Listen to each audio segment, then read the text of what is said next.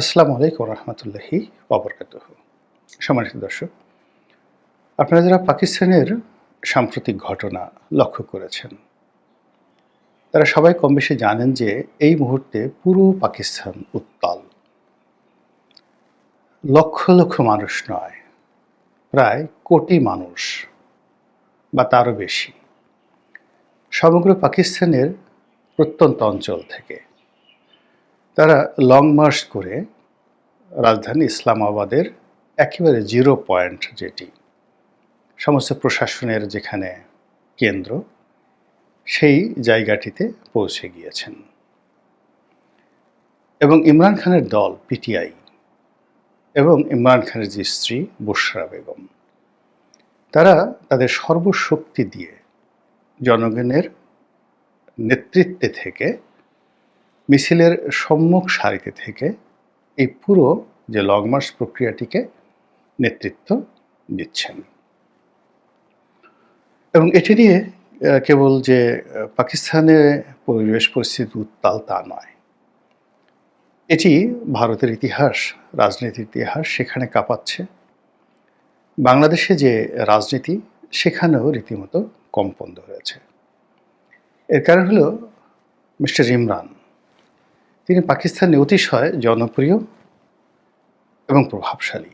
তার দলের যে নেতাকর্মী এককভাবে এই মুহূর্তে তারা পার্লামেন্টের সংখ্যাগরিষ্ঠ নিষিদ্ধ হয়ে যাওয়ার পরেও তারা এই সংখ্যাগরিষ্ঠতা অর্জন করেছেন।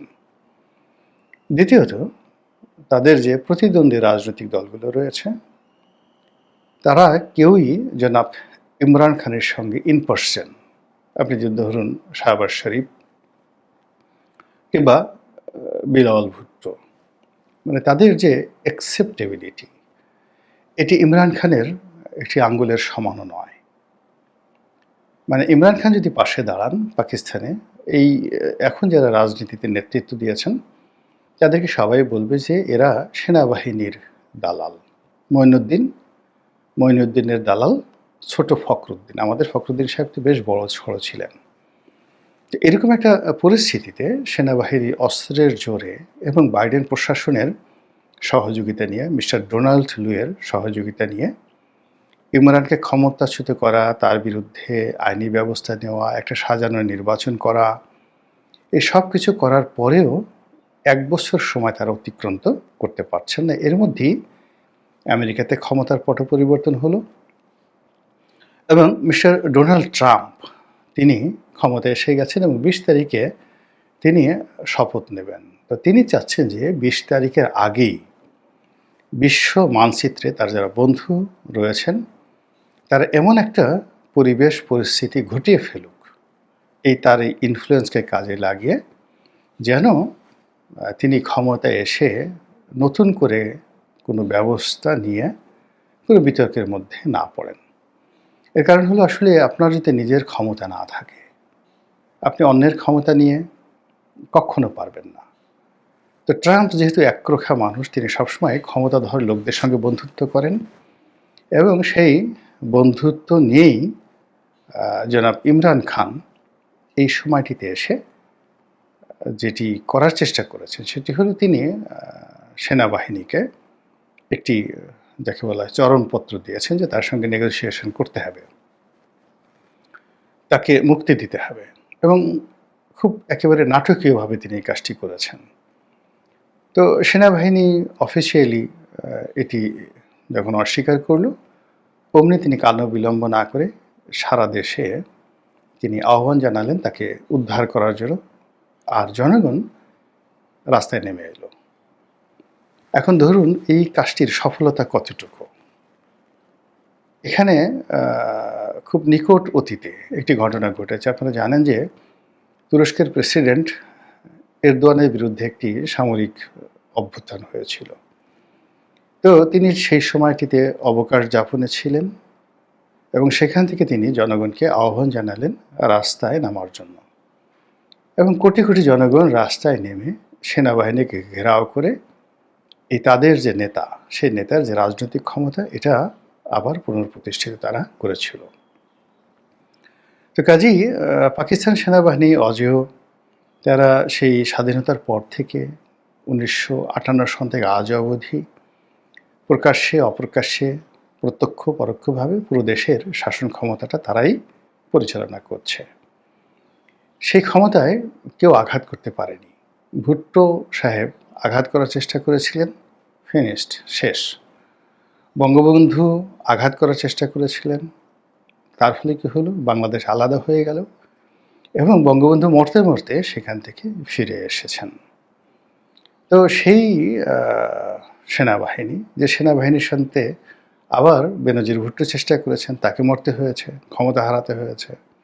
নওয়াজ শরীফ চেষ্টা করেছেন, তাকেও মরতে হয়েছে, ক্ষমতা হারাতে হয়েছে। এমনকি জেনারেল পারভেজ মোশাররফ, তিনিও কিন্তু চেষ্টা করেছিলেন, কিন্তু তিনি পারেননি।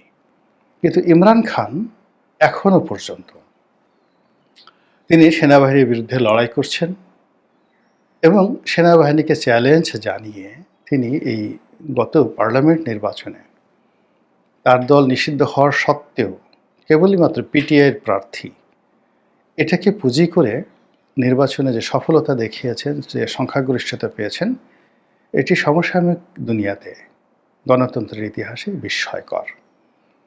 তো এই গত সেই নির্বাচনের পর থেকে আজ অবধি তার দল আরও শক্তিশালী হয়েছে, জনভিত্তি আরও বেড়েছে, তাদের যাকে বলা হয় সাংগঠনিক ক্ষমতায় বেড়েছে। আর একই সঙ্গে আন্তর্জাতিক অঙ্গনে পাকিস্তান সেনাবাহিনীর মূল যে প্যাট্রন, সেটা হলো ডেমোক্রেটিক পার্টি এবং আমেরিকা। তো সেটা যখন উল্টে গেছে, উল্টে যাওয়ার পর ইমরান খান সঙ্গত কারণেই একটা যাকে বলা হয় ওয়াক ওয়ে পেয়ে গেছেন। দ্বিতীয়ত, মিস্টার ডোনাল্ড ট্রাম্পের সঙ্গে তার ব্যক্তিগত বন্ধুত্ব খুবই সুগভীর, খুবই সুগভীর।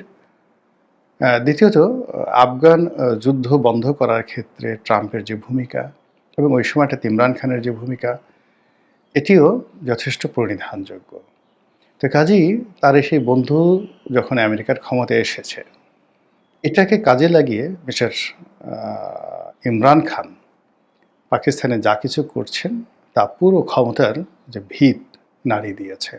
এই গেল পাকিস্তানের কাহিনী। এবার বাংলাদেশ সম্পর্কে বলি। বাংলাদেশের শেখ হাসিনা সরকারের সঙ্গেও ট্রাম্পের সরকারের একটা নিদারুণ সম্পর্ক ছিল, ব্যক্তিগত পর্যায়ে, পারিবারিক পর্যায়ে এবং আন্তর্জাতিক কূটনৈতিক পর্যায়ে। যেমন নরেন্দ্র মোদী, ইমরান খান, শেখ হাসিনা, ভ্লাদিমির পুতিন, তারপর যাকে বলা হয় সৌদি আরবের ক্রাউন প্রিন্স মোহাম্মদ বিন সালমান, এদের সকলের সঙ্গে কিন্তু একটা পারিবারিক সিন্ডিকেট বলতে পারেন, ইন্টারন্যাশনাল রাজনীতির সিন্ডিকেট। সেটা আপনি ক্যাপিটালিজম বলেন, ফ্যাসিজম বলেন বা নাৎসিবাদ বলেন, হোয়াট এভার মে বি, কিন্তু বাস্তবতা হলো এদের সবার সঙ্গে পারস্পরিক একটা সম্পর্ক এমন পর্যায়ে পৌঁছে গিয়েছিল। সেই সমীকরণটি এই ট্রাম্পের ফিরে আসার মাধ্যমে এখন এটি একটা বিস্ফোরণমুখ পর্যায়ে পৌঁছে গিয়েছে। এদের এই সিন্ডিকেটকে আপনি এখন অস্বীকার করতে পারবেন না, কোনো অবস্থাতেই অস্বীকার করতে পারবেন না। তো যাই হোক, পাকিস্তানে যে ঘটনা ঘটছে তার সাথে পাল্লা দিয়ে শেখ হাসিনা যেন বাংলাদেশে কোনো ঘটনা ঘটাতে না পারেন।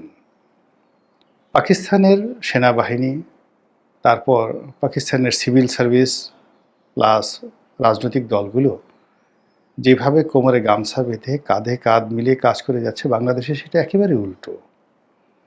এখানে প্রশাসন থেকে শুরু করে সব জায়গাতে আওয়ামী লীগের যারা সুবিধাপ্রাপ্ত লোকজন ছিলেন, আওয়ামী মাইন্ডের যারা লোকজন ছিলেন এবং যারা মনে করেন যে আওয়ামী লীগ বেঁচে থাকলে তাদের বেঁচে থাকা সার্থক, তারাই এখন পর্দার অন্তরালে থেকে বিদ্যুৎ বিভাগ, বন্দর, ব্যবসা বাণিজ্য, ব্যাংক, বিমা সব কিছু কিন্তু তারাই চালাচ্ছে।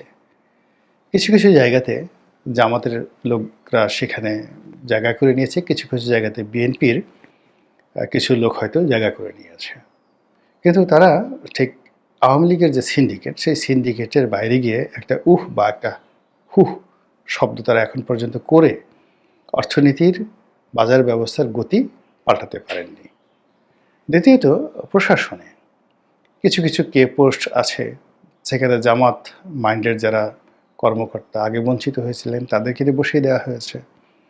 এখন যারা গত প্রায় ২০ বছর ধরে বঞ্চনার শিকার এবং যারা ভুলেই গেছেন কী করে সিগনেচার করতে হয়, কী করে কমান্ড দিতে হয়, যাদের মেরুদণ্ডে ব্যথা হয়ে গেছে, যারা বুড়ো হয়ে গেছেন, তাদেরকে এই যুদ্ধের ময়দানে এনে বসানোর পরেও ফলাফল শূন্য নয়, একেবারে মাইনাস। আগে যা ছিল তার চেয়ে আরও খারাপ হয়ে গেছে। বিএনপির যে সমস্ত লোকজন পুলিশ বা সিভিল সার্ভিসে কে পোস্টগুলো দখল করেছেন, তাদের একই অবস্থা। এদের কারো ডায়াবেটিস, কারো ব্রঙ্কাইটিস, কারো মেয়ে আত্মহত্যা করেছে, কারো ওয়াইফ চলে গেছে, চাকরি নাই, তোমার ঘর করে লাভটা কী? কেননা এই সমস্ত যারা আওয়ামী লীগের দুর্নীতিবাজ কর্তা বা বিএনপির দুর্নীতিবাজ কর্তা, এদের মধ্যে কোনো ডিফারেন্স নেই। এরা সবাই পাশবিক চরিত্রের মানুষ। আবার যারা রাষ্ট্রের স্বার্থ বাদ দিয়ে, নীতি নৈতিকতা বাদ দিয়ে রাষ্ট্রীয় পদ পদবীগুলোকে যারা দলীয় পদ পদবী মনে করেন, তাদের নীতি নৈতিকতা থাকে না। একটা গ্রুপ হলো পাশবিক, দুর্নীতি করে, আর একটা গ্রুপ আছে দুর্নীতি করে না কিন্তু দলবাজি করে। তো এরাও স্বাভাবিক মানুষটা অস্বাভাবিক মানুষ। এই অস্বাভাবিক মানুষের পরিবার থাকে না, ঘর থাকে না, সংসার থাকে না, কোনো কিছু থাকে না। ফলে কি হলো, এই যখন লোকগুলোর টাকার সরবরাহ কমে যায়, পদ পদবী থাকে না, তখন এদের সংসারে ভীষণ রকম অশান্তি তৈরি হয়ে যায়।